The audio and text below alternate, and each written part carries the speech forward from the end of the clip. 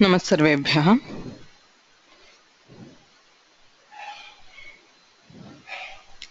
अद्य विभक्तिवर्गे त्रयोदशः पाठः, जनवरी मासस्य 9 दिनाङ्कः। रामो राजमणिः सदा विजयते, रामं रमेशं भजे। रामेणाभिहता निशाचरचमूः, रामाय तस्मै नमः। रामान्नास्ति परायणं परतरं, रामस्य दासोऽस्म्यहम्। रामे चित्तलयः सदा भवतु मे, भो राम मामुद्धर। गुरुरेव गतिः गुरुमेव भजे, गुरुणैव सहास्मि नमो गुरवे। न गुरोः परमं शिशुरस्मि गुरोः, मतिरस्ति गुरौ मम पाहि गुरो। तृतीया विभक्तेः अध्ययनं समाप्तम्। एतावता यदधीतं तस्य किञ्चित् पुनरावर्तनं कृत्वा अग्रे सरामः।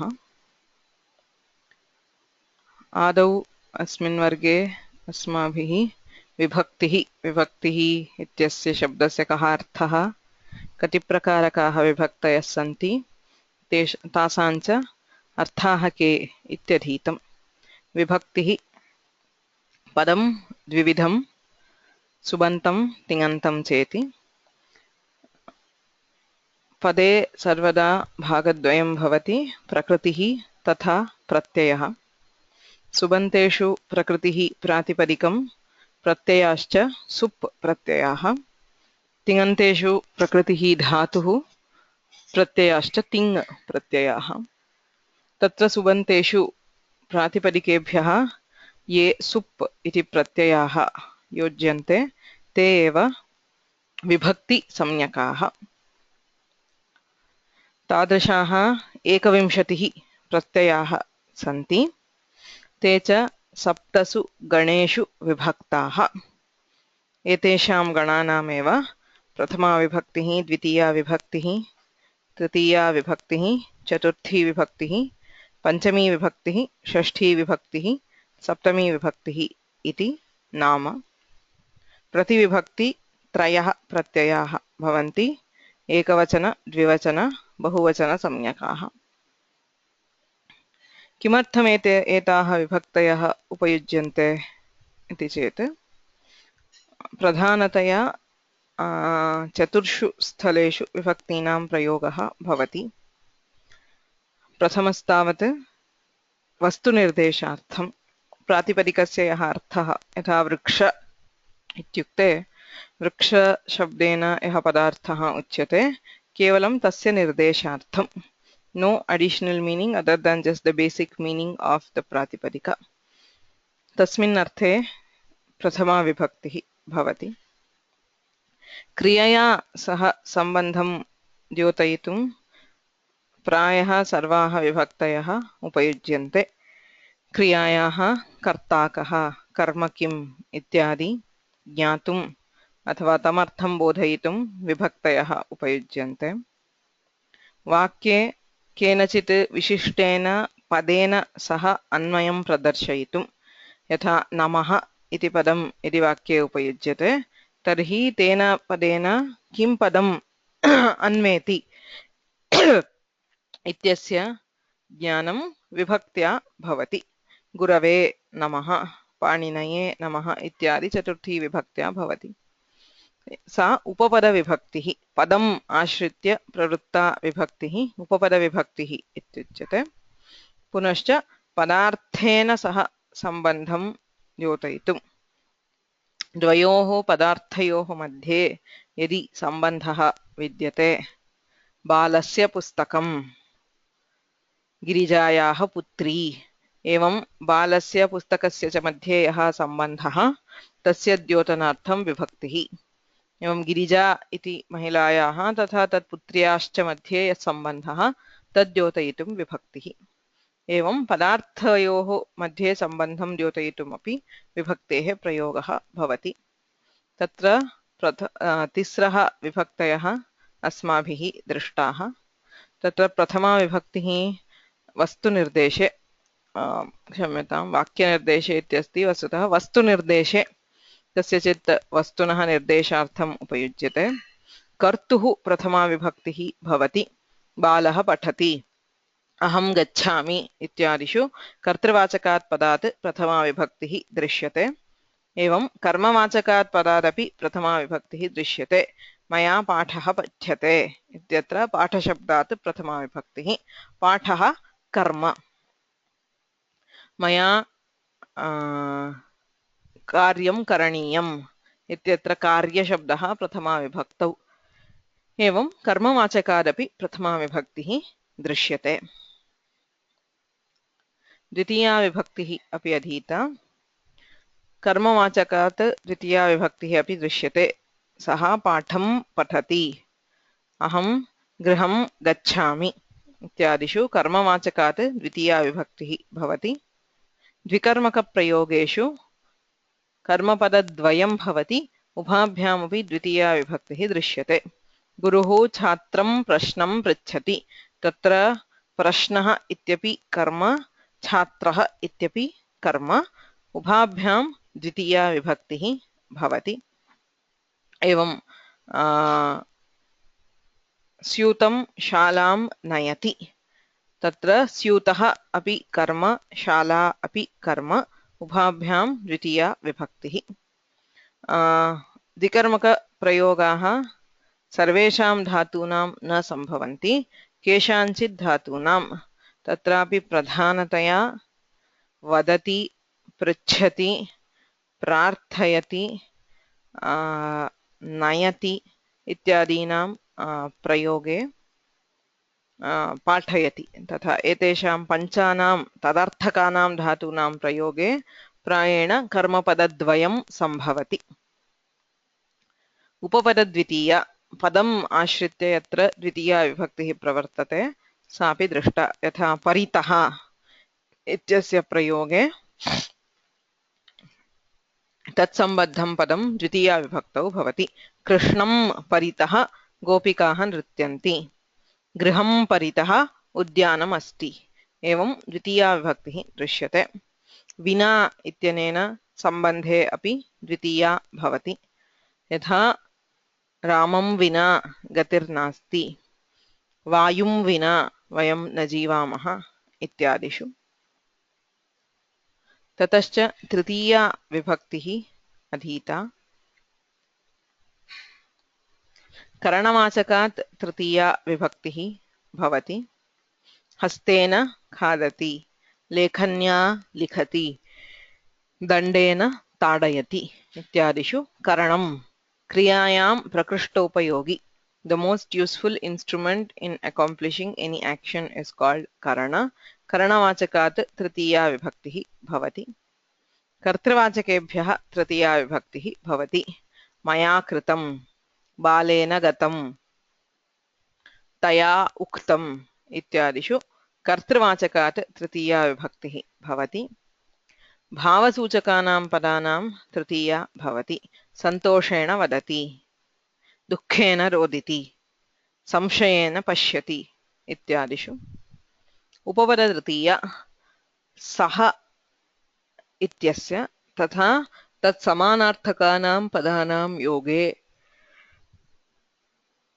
तृतीया विभक्तिः भवति सः साकं सार्धं समम् इति चत्वारि अव्ययानि तैः सह योगे तृतीया विभक्तिः भवति रामेण सह सीता गच्छति त्वया सार्धम् अहम् आगच्छामि मया साकं त्वम् आगच्छ तैः समं गायति इत्यादिषु एवं केवलया तृतीया विभक्त्या अपि सहार्थः द्योत्यते even if we do not use any of saha sakam sadham samam so just the use of tritiya vibhakti conveys the sense of along with okay maya agaccha come with me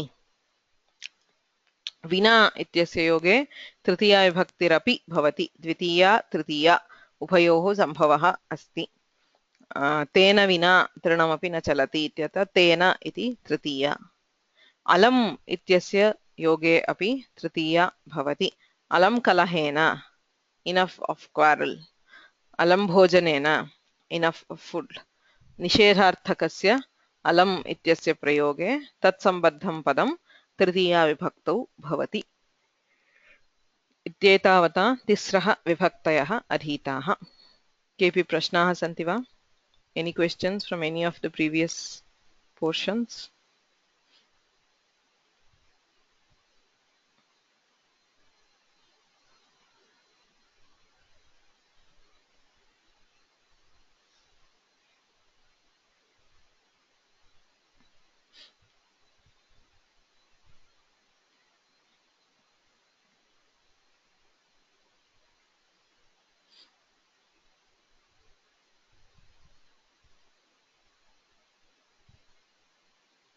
अग्रे गच्छामः। इदानीं चतुर्थी विभक्तेः आरम्भः।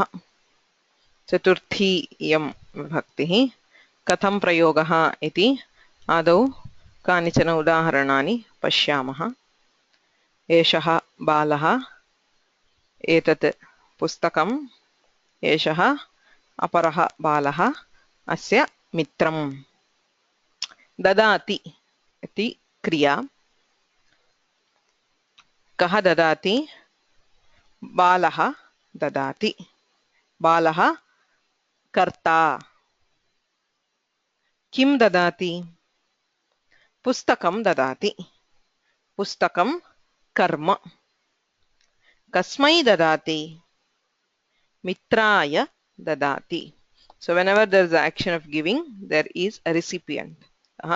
बालः मित्राय पुस्तकं ददाति. बालः मित्राय पुस्तकं ददाति. एषा बालिका, एषा लेखनी, एषा तस्याः अग्रजा। एषा छात्रा, बालिका सा एव छात्रा। का ददाति? छात्रा ददाति। किं ददाति? लेखनीं ददाति। कस्मै ददाति? अग्रजायै ददाति। छात्रा अग्रजायै लेखनीं ददाति। ददाति इत्यस्मिन्नेव अर्थे यच्छति इत्यपि क्रियापदं प्रयुज्यते। कः यच्छति? वैद्यः यच्छति। किं यच्छति? औषधं यच्छति। कस्मै यच्छति? अस्वस्थाय यच्छति। वैद्यः अस्वस्थाय औषधं यच्छति। एतेषु वाक्येषु मित्राय, अग्रजायै, अस्वस्थाय इत्यादिषु चतुर्थी विभक्तिः दृश्यते। एते सर्वे सम्प्रदानम् इति उच्यन्ते। किं सम्प्रदानं? दानक्रियायाः विषये। ददाति इति क्रिया यत्र भवति तत्र कस्मै ददाति इति प्रश्नस्य उत्तरं। To whom is it given? So the recipient of giving. So whenever there is giving, so somebody gives, he is the karta. Something is given, that is the karma. To whom? So there should be a recipient for the action of giving. So the recipient is called sampradana. The sutra, Paninian sutra for this says karmana yam abhipraiti saha sampradanam. He who is intended, abhipraiti, intended by the object. That is, the agent or the karta wants the object to be associated with somebody. So that is called sampradana, whether he takes it or not. Say if I give a book, my friend might not take it, but still it will be mitraya dadati, because my intention is that the mitra should be the recipient. Okay. Sampradana-vachakat चतुर्थी विभक्तिः दृश्यते प्रायेण। चतुर्थी विभक्तेः आदौ रूपाणि पश्यामः। एकवचनस्यैव रूपं ये वक्तुम् इच्छन्ति तैः हस्ताः उन्नीयन्ताम्।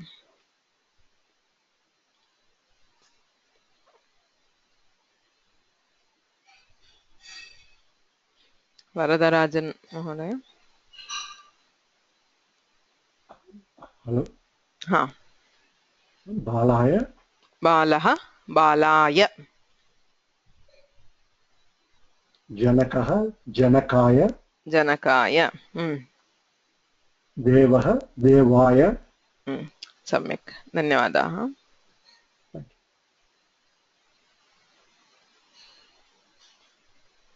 बालचन्द्रन् राधाकृष्ण,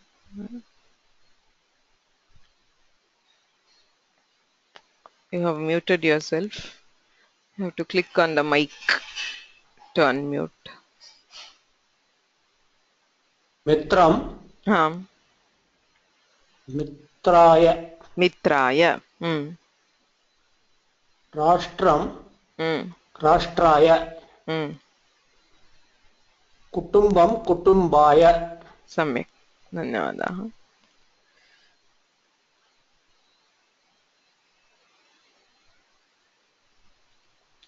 गुरु। बालिका बालिकायै। बालिकायै। सम्यक्। महिला महिलायै। महिलायै। रमा रमायै। रमायै। धन्यवादाः। कृष्ण। सीता सीतायै। हम्म। गिरिजा गिरिजायै। शाला शालायै।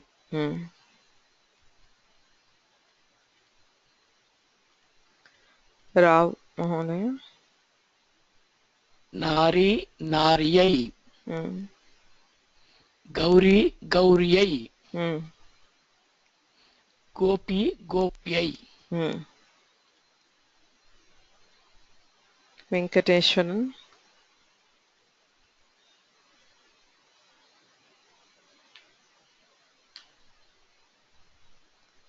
You have to unmute yourself.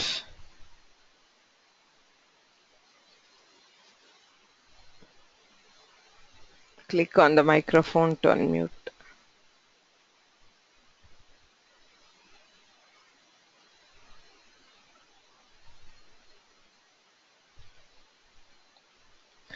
Shivram Kulkarni महोदय। नमो नमः। नदी नद्यै। नद्यै। माधवी माधव्यै। माधव्यै। माधव्यै। वाणी वाण्यै। वाण्यै। सम्यक्। वाण्यै। एवं चतुर्थी विभक्तौ एकवचने पुल्लिङ्गे नपुंसकलिङ्गे च आय बालाय जनकाय देवाय मित्राय राष्ट्राय कुटुम्बाय समानं रूपम्। स्त्रीलिङ्गे आकारान्तानां यै इति योज्यते। बालिकायै, महिलायै, रमायै, सीतायै, गिरिजायै, शालायै। इकारान्तेऽपि यै इति श्रूयते, किन्तु अत्र यण् सन्धिः नार्यै। ईकारः न श्रूयते।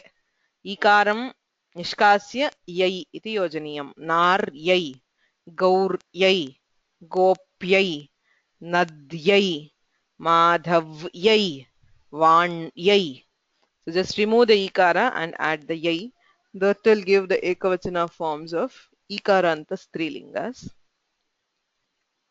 इदानीं चित्रं दृष्ट्वा कस्मै ददाति इति वक्तव्यम्।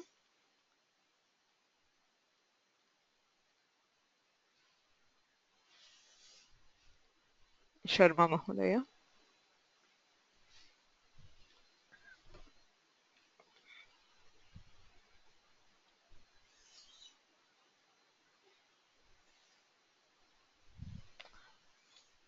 हेलो, न श्रूयते।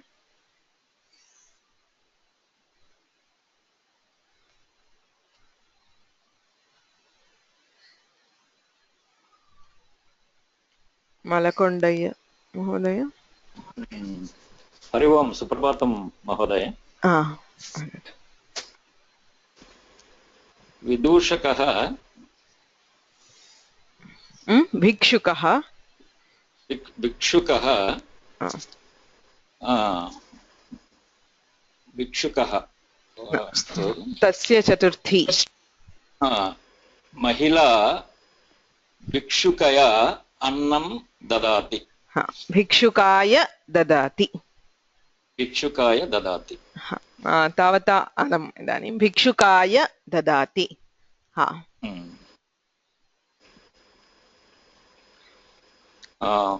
वृद्धा वृद्धायै वृद्धायै ददाति वृद्धायै ददाति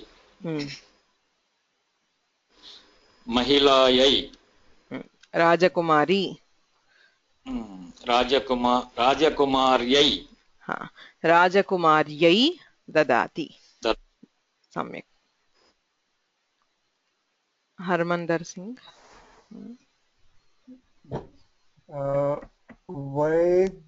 वैद्यया ददाति वैद्याय ददाति वैद्याय सोरि वैद्याय ददाति अयं पाचकः पाचकाय ददाति पाचकाय ददाति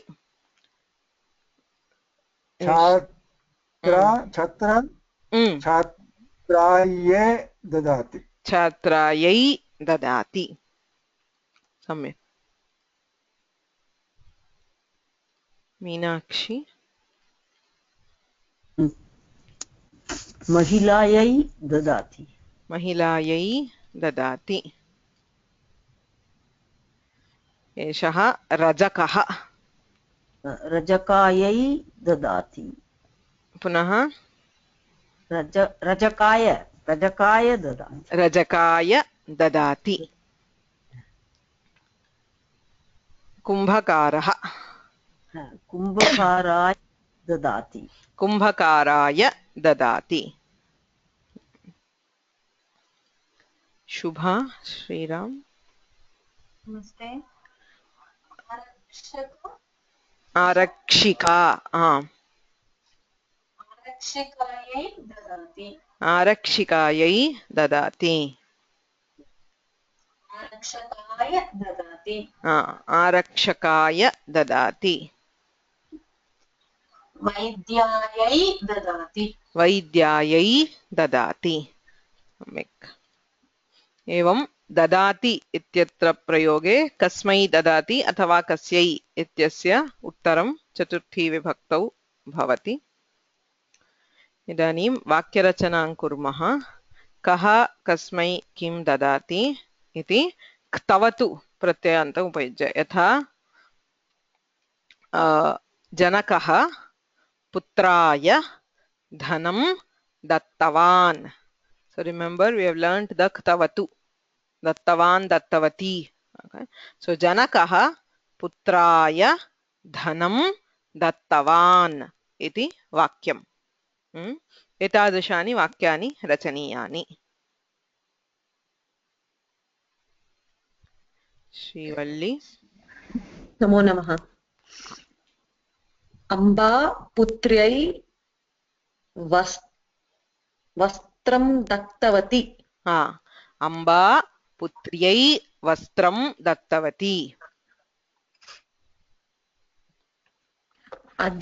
अध्यापकः छात्राय पुस्तकं दत्तवान् अध्यापकः छात्राय पुस्तकं दत्तवान् अध्यापिका छात्रायै लेखनीं दत्तवती अध्यापिका छात्रायै लेखनीं दत्तवती okay so Krishna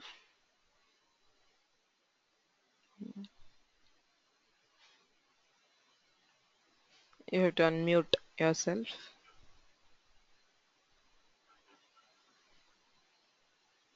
धनिकः भिक्षुकाय धनं दत्तवान् धनिकः भिक्षुकाय धनं दत्तवान् राजा विप्राय धेनुं दत्तवान् राजा विप्राय धेनुं दत्तवान् धन्यवादाः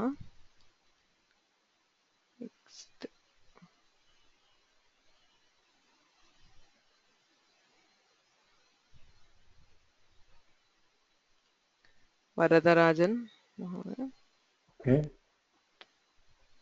भक्तः देव्यै फलं दत्तवती भक्तः देव्यै फलं दत्तवती किमर्थं दत्तवती का दत्तवती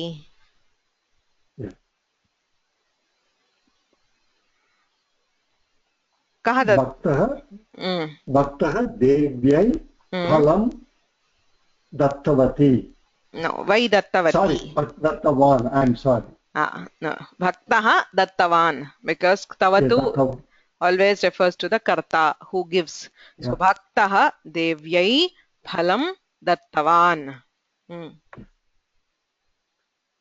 देवी भक्ताय वरं दत्तवती देवी भक्ताय वरं दत्तवती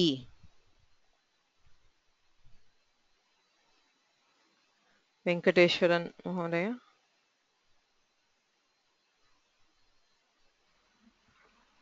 दुष्यन्तः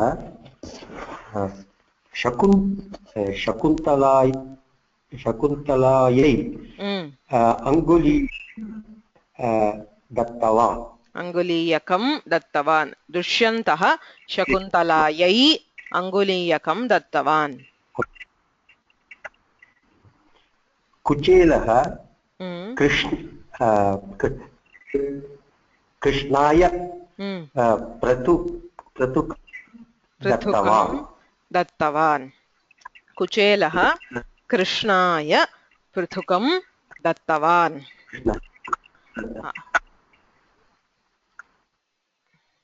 पृथुकम is the puffed rice what we call the aval rice flakes okay.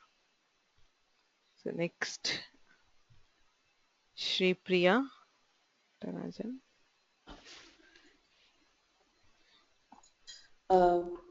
पति पत्न्यै स्वर्णमालिकां पतिः पत्न्यै स्वर्णमालिकां दत्तवान् पतिः पत्न्यै स्वर्णमालिकां दत्तवान्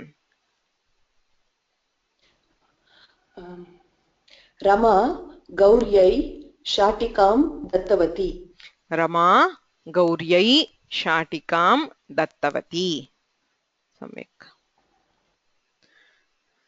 so एवं चतुर्थी विभक्तौ वाक्यरचनायाः अभ्यासः कश्चन प्रश्नः अस्ति यच्छति इत्यस्य क्तवतु प्रत्ययान्ते किं भवति इति तत्रापि दत्तवान् दत्तवती इत्येव रूपं भवति उभयत्र भूतकाले दत्तवान् इत्येव भवति इदानीं सर्वेषु वचनेषु चतुर्थी विभक्ति रूपाणि पश्यामः बालाय बालाभ्यां बालेभ्यः बालाय बालाभ्यां बालेभ्यः मित्राय मित्राभ्यां मित्रेभ्यः पुल्लिङ्गे नपुंसकलिङ्गे च समानं रूपं बालिकायै बालिकाभ्यां बालिकाभ्यः बालिकायै बालिकाभ्यां बालिकाभ्यः नार्यै नारीभ्यां नारीभ्यः नार्यै नारीभ्यां नारीभ्यः इत्येवं चतुर्थी विभक्तौ रूपाणि भवन्ति एतेषाम् इदानीम् अभ्यासं कुर्मः वाक्यरचना एव कस्मै किं ददाति यथा बाल इति द्विवचने बालाभ्यां पुस्तक इत्यपि द्विवचने पुस्तके ददाति बालाभ्यां पुस्तके ददाति एवं वाक्यानि रचनीयानि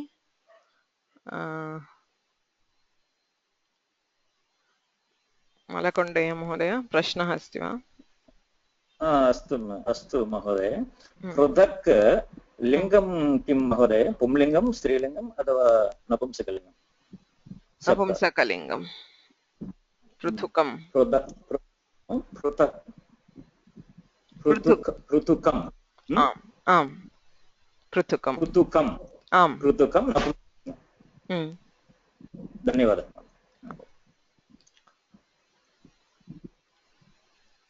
अस्तु।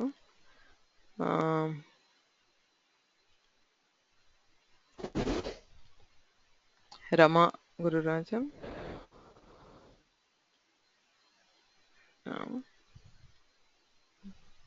श्रूयते वा?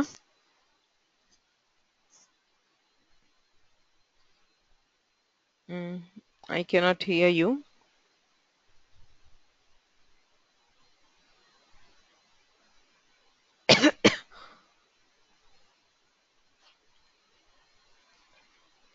Sridhar Srinivasan.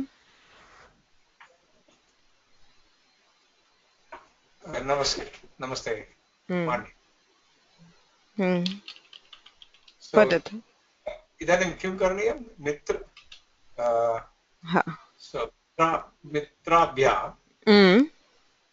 मित्राभ्यां लेखन्यौ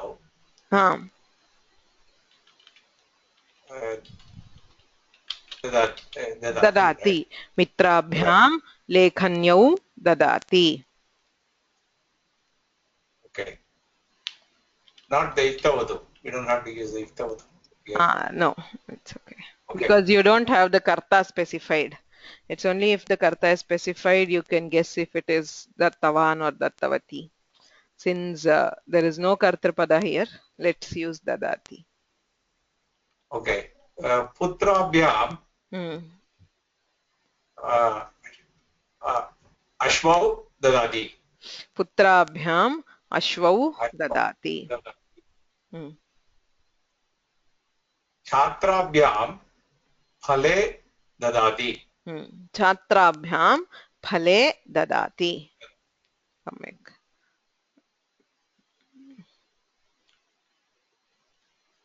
Sharma Mahodaya.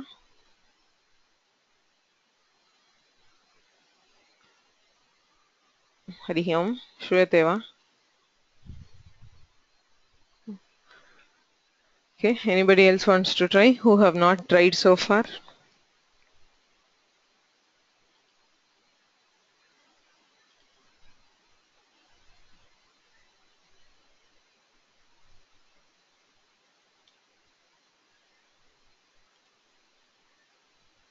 Rama Gururajan,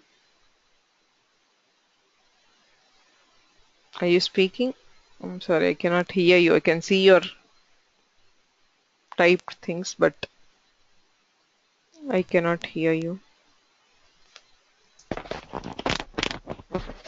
इदानीं श्रूयते, वदतु। नमो नमः। वानराभ्यां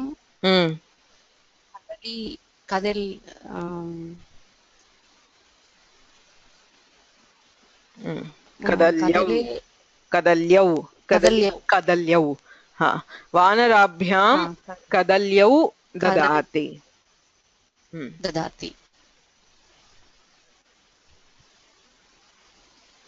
गजाभ्यां माले ददाति।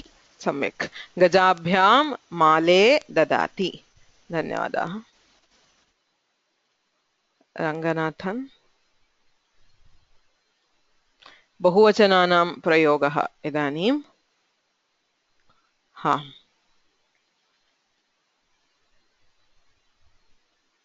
रङ्गनाथन् महोदय।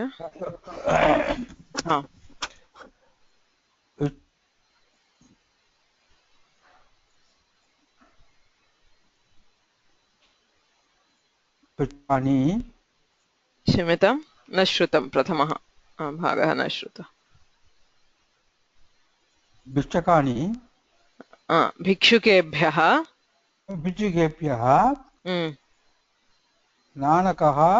नाणकानि ददाति भिक्षुकेभ्यः नाणकानि ददाति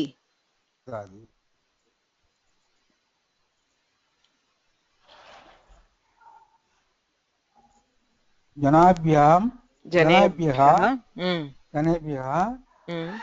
अक्षराणि ददाति वस्त्राणि ददाति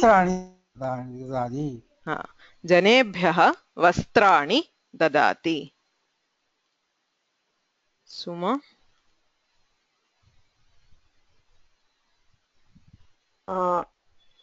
अस्वस्थेभ्यः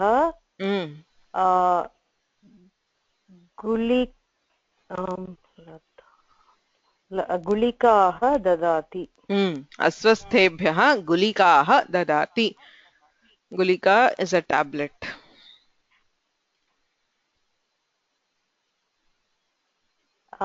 पंडितेभ्यः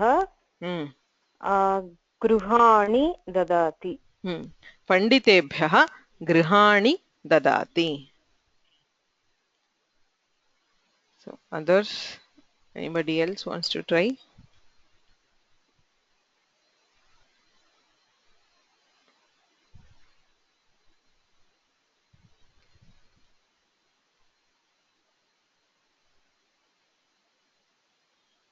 okay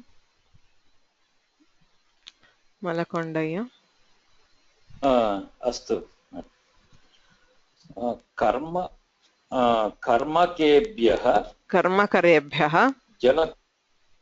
कर्मकरेभ्यः जलकूप्यः ददाति गौरीं गौर्यौ गौरीः द्वितीया विभक्तिः द्वितीया विभक्ति गौरीः अहं प्रथमं विभक्ति गौरी गौरीं गौरीः कर्मकरेभ्यः जलकूपीं ददाति जलकूपीः ददाति बहुवचने कर्मकरेभ्यः जलकूपीः ददाति द्वितीया विभक्ति जलकूपीं बहुवचन जलकूपीं न बहुवचने जलकूपीः गौरीं गौर्यौ गौरीः गौरीं गौर्यौ गौरीः अस्तु मम अग्रिमम्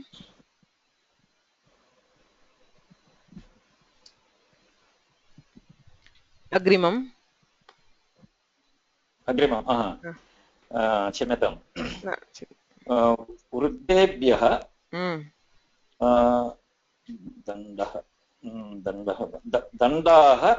दण्डान् ददाति वृद्धेभ्यः दण्डान् ददाति एवं पुल्लिङ्गस्य बहुवचने अभ्यासः कृतः स्त्रीलिङ्गस्य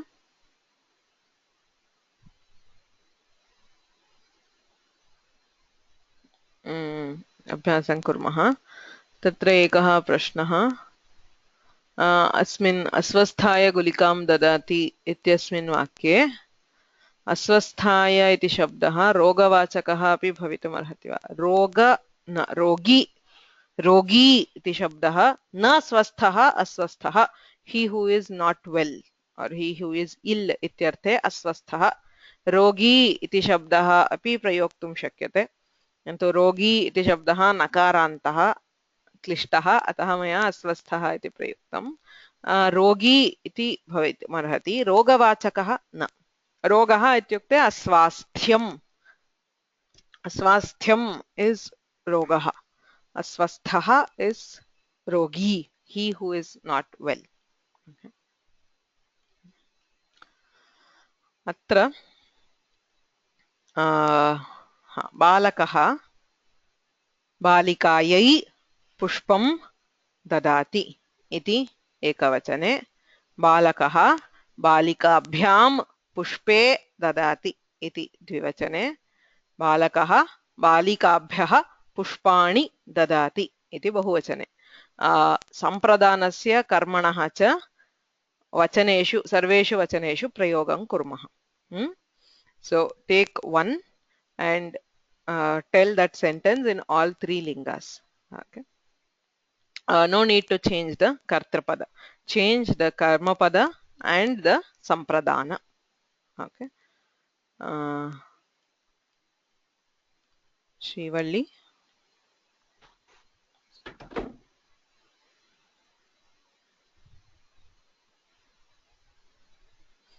You muted yourself. You to unmute.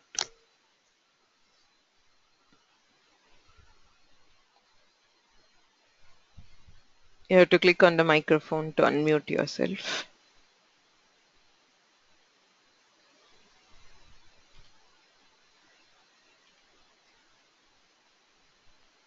Okay. Next, Meenakshi. बालकः Hmm. अग्रजायै शाटिकां ददाति बालकः अग्रजाभ्यां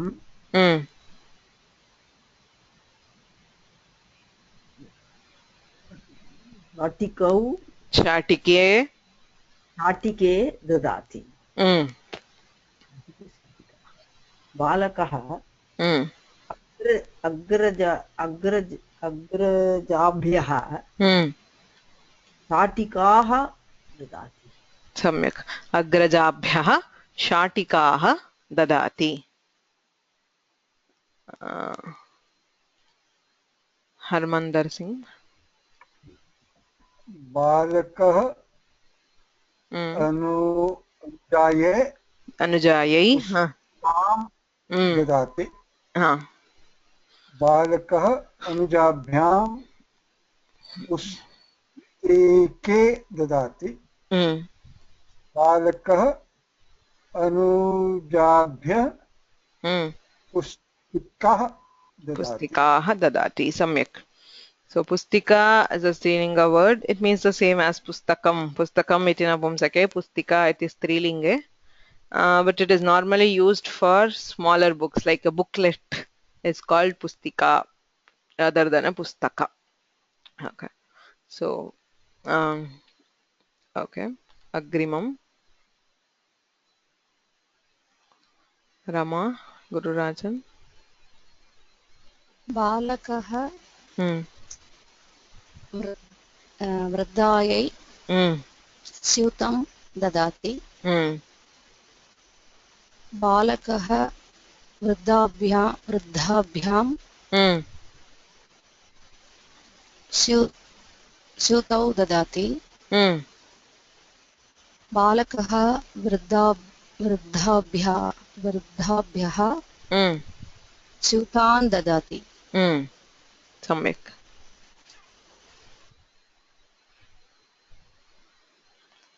शिवराम कुलकर्णी. नमो नमः. बालकः कर्मकर्यैः मार्जनीं ददाति बालकः कर्मकरीभ्यां मार्जन्यौ ददाति बालकः कर्मकरीभ्यः मार्जनीः ददाति सम्यक्. शुभा श्रीराम. बालकः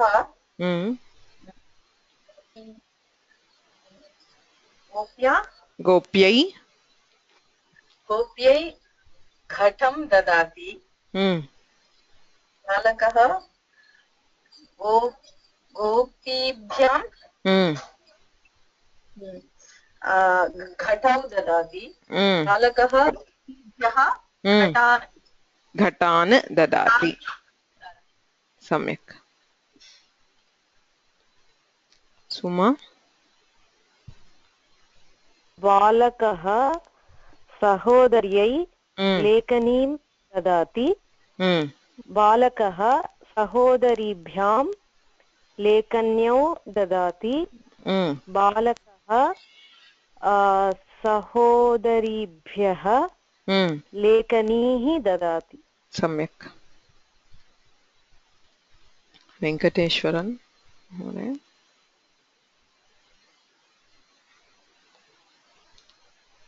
You have to unmute yourself. Mm. Mm. Mm.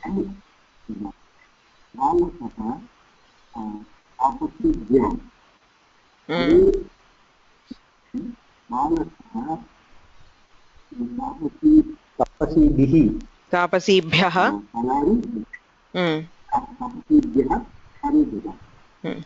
बालकः तापस्यै फलं ददाति बालकः तापसीभ्यां फले ददाति बालकः तापसीभ्यः फलानि ददाति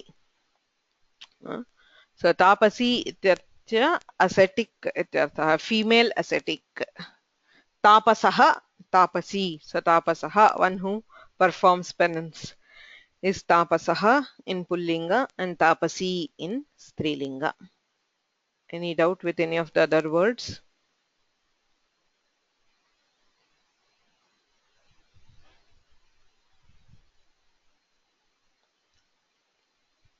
Prashnaah santi va? Any questions? So this is the first and the most important instance of Chaturthi Vibhakti is to indicate the recipient of giving. So whenever there's the action of giving, so the recipient is called Sampradana and Sampradana gets Chaturthi Vibhakti. इदानीं शब्दरूपाणां किञ्चित् अभ्यासं कुर्मः बहूनि दिनानि अतीतानि वस्तुतः so we will quickly recite the shabdarupas.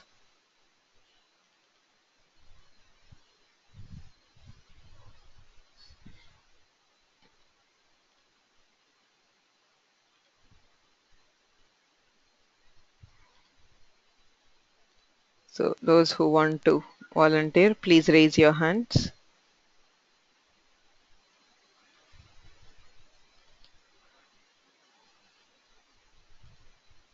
Rao Mahodaya. This is too simple, but all right, go ahead. Okay. You can try changing the word maybe. So, but still it is simple, correct? Okay. I'll try haraha. Okay. Haraha, harau, haraha, he hara, he hara, he harau, he haraha. Haram, harau, haran. Harena, harabhyam, haraihi. Haraya, harabhyam, harebhyah. Harat, harabhyam, harebhyah. Harasya, harayoh, haranam. Hare, harayoh, harishu. Hareshu. Hareshu, sorry. Samyak. Next. Varadarajan Mahodaya. Okay. Shama, Shame, Shamaha. He Shame, He Shame, He Shamaha. Shamam, Shame, Shamaha. Shamaya, Shamabhyam, Shamabihi. Shamayai, Shamabhyam, Shamabhyah. Shamayah, Shamabhyam, Shamabhyah. Shamayah, Shamayoho, Shamanam. Shamayam, Shamayoho, Shamasu. Samyak.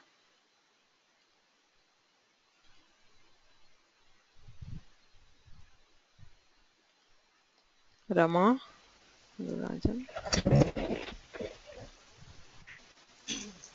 Nadi. Eta ikarantah strilingah nadi shabdah.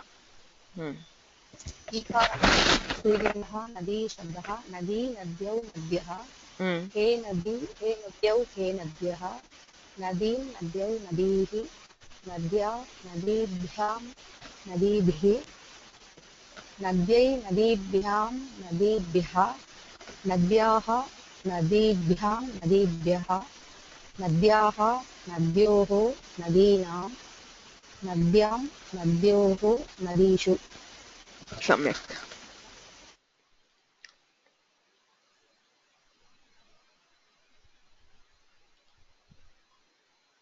मलकोण्डय महोदय एवं ज्ञानशब्दः अकारान्तः नपुंसकलिङ्गः ज्ञानशब्दः ज्ञानं ज्ञानानि हे ज्ञान हे ज्ञाने हे ज्ञानानि ज्ञानं ज्ञाने ज्ञानानि ज्ञानेन ज्ञानाभ्यां ज्ञानैः ज्ञानाय ज्ञानाभ्यां ज्ञानेभ्यः ज्ञानात् ज्ञानाभ्यां ज्ञानेभ्यः ज्ञानस्य ज्ञानयोः ज्ञानानां ज्ञाने ज्ञानयोः ज्ञानेषु सम्यक् ललिता सिंह यस दकारान्तः पुल्लिङ्ग तद् शब्दः सः तौ ते तं तौ तान् तेन ताभ्यां तैः तस्मै ताभ्यां तेभ्यः तस्मात् ताभ्यां तेभ्यः तस्य तयोः तेषां तस्मिन् तयोः तेषु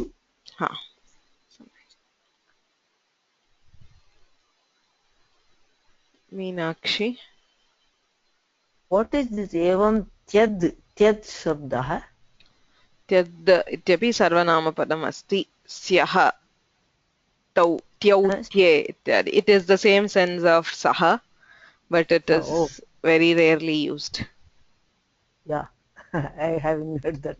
Yes, no, I mean even I have not seen it in in any usage. I know it only theoretically, so yeah.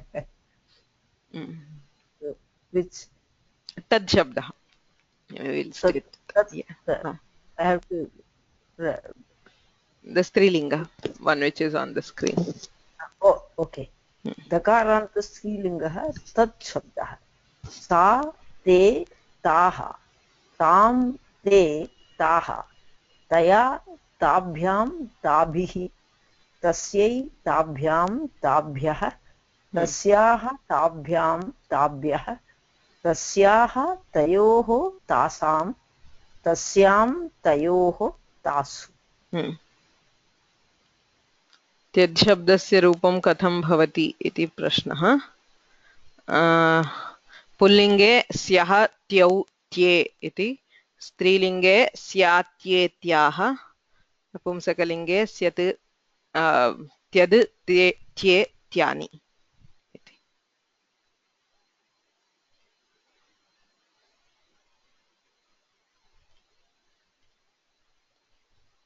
शुभा श्रीराम दकारान्तः नपुंसकलिङ्गः तद् शब्दः तद् ते तानि तेन ताभ्यां तैः तस्मै ताभ्यां तेभ्यः तस्मात् ताभ्यां तेभ्यः तस्य तयोः तेषां तस्मिन् तयोः तेषु सम्यक् सुमा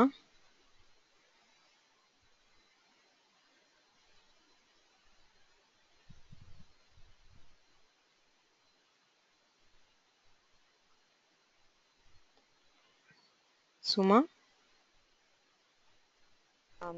हेलो हाँ क्षम्यतां भगिनी I was in mute. Yeah, no problem. दकारान्तः पुल्लिङ्गः एतद् शब्दः एषः एतौ एते एतम् एनम् एतौ एनौ एतान् एनान् एतेन एनेन एताभ्याम् एतैः एतस्मै एताभ्याम् एतेभ्यः एतस्मात् एताभ्याम् एतेभ्यः एतस्य एतयोः एनयोः एतेषाम् एतस्मिन् एतयोः एनयोः एतेषु वेङ्कटेश्वरन् दकारान्तः स्त्रीलिङ्गे एतत् शब्दः एता एते एताः एताम् एनाम् एते एने एताः एनाः एतया एताभ्याम् एताभिः एतस्यै एताभ्याम् एताभ्यः एतस्याः एताभ्यः एताभ्यः एतस्याः एतयोः एनयोः एतासाम् एतस्याम् एतयोः एनयोः एतासु। सम्यक्। श्रीप्रिया। दकारान्तः नपुंसकलिङ्गः एतत् शब्दः एतत् एते एतानि एतत् एनत् एते एने एतानि एनानि एतेन एनेन एताभ्याम् एतैः एतस्मै एताभ्याम् एतेभ्यः एतस्मात् एताभ्याम् एतेभ्यः एतस्य एतयोः एनयोः एतेषाम् एतस्मिन् एतयोः एनयोः एतेषु।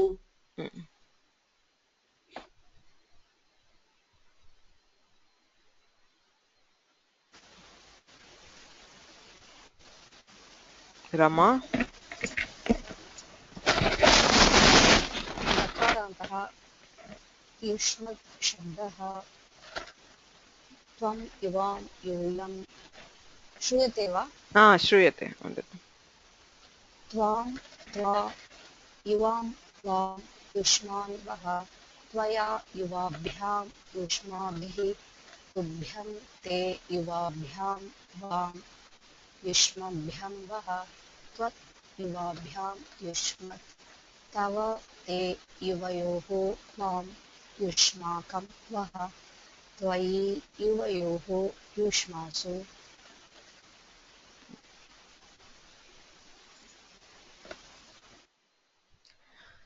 Thank you. So anybody else wants to participate in reciting? Balachandran.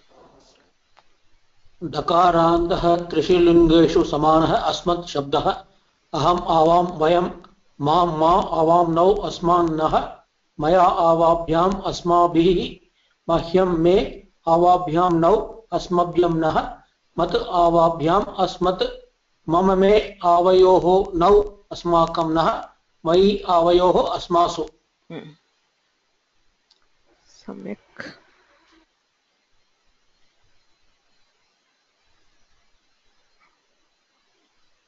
रङ्गनाथन् महोदय। मकारान्तपुल्लिङ्गः किं शब्दः?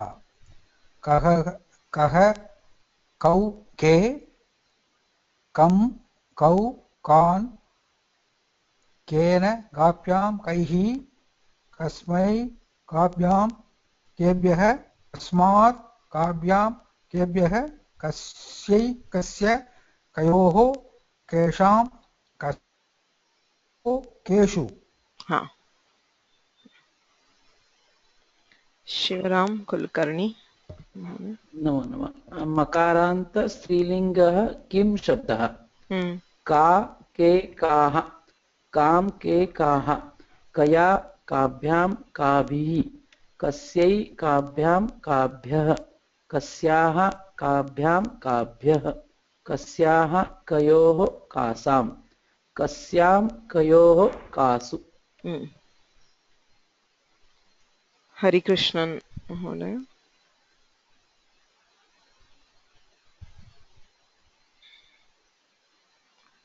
You have to unmute yourself by clicking on the microphone.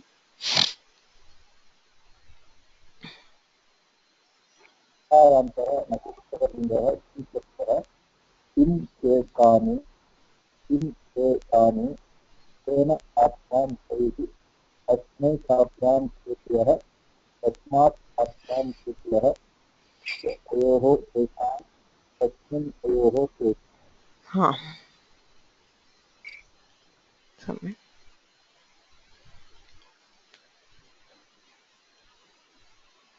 Rao महोदय। तकारान्त पुल्लिङ्ग भवत् शब्दः भवान् भवन्तौ भवन्तः हे भवन् हे भवन्तौ हे भवन्तः भवन्तं भवन्तौ भवतः भवता भवद्भ्यां भवद्भिः भवते भवद्भ्यां भवद्भ्यः भवतः भवद्भ्यां भवद्भ्यः भवतः भवतोः भवतां भवति भवतोः भवत्सु। सम्यक्।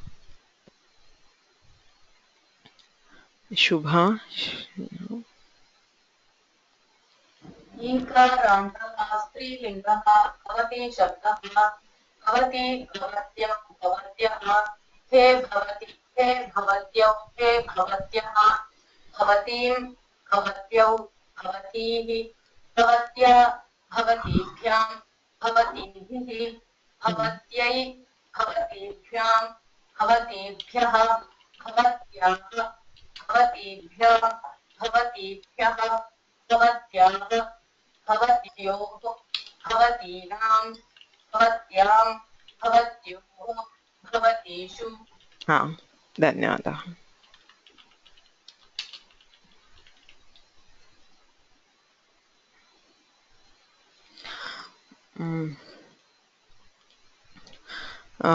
अद्यतनपाठः अत्र समाप्तः, किन्तु केनचित् कश्चित् प्रश्नः पृष्टः। संस्कृते वर्णानां संख्या का इति, कति वर्णाः संस्कृतभाषायाम् इति।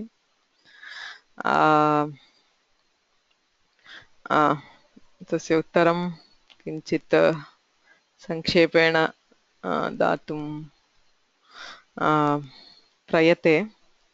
तत्र वर्णानां संख्या, how many letters Sanskrit, it depends on what all we are taking into consideration. So I had a chart, I'm not sure if I have it right now. Just one moment please.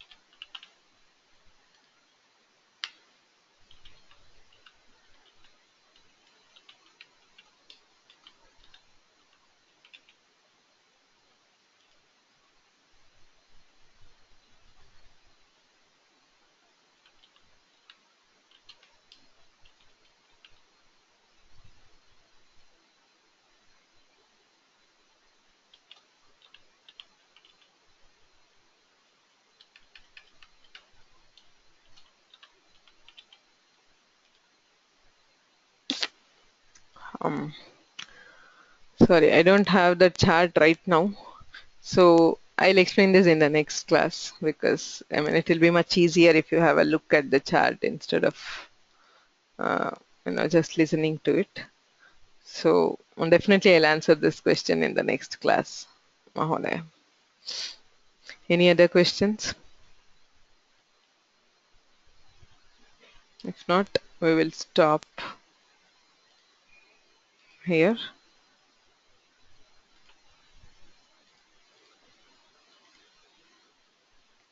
रामो राजमणिः सदा विजयते, रामं रमेशं भजे, रामेणाभिहता निशाचरचमूः, रामाय तस्मै नमः। रामान्नास्ति परायणं परतरं, रामस्य दासोऽस्म्यहं। रामे चित्तलयः सदा भवतु मे, भो राम मामुद्धर। गुरुरेव गतिः गुरुमेव भजे, गुरुणैव सहास्मि नमो गुरवे। न गुरोः परमं शिशुरस्मि गुरोः, मतिरस्ति गुरौ मम पाहि गुरो। Thank you.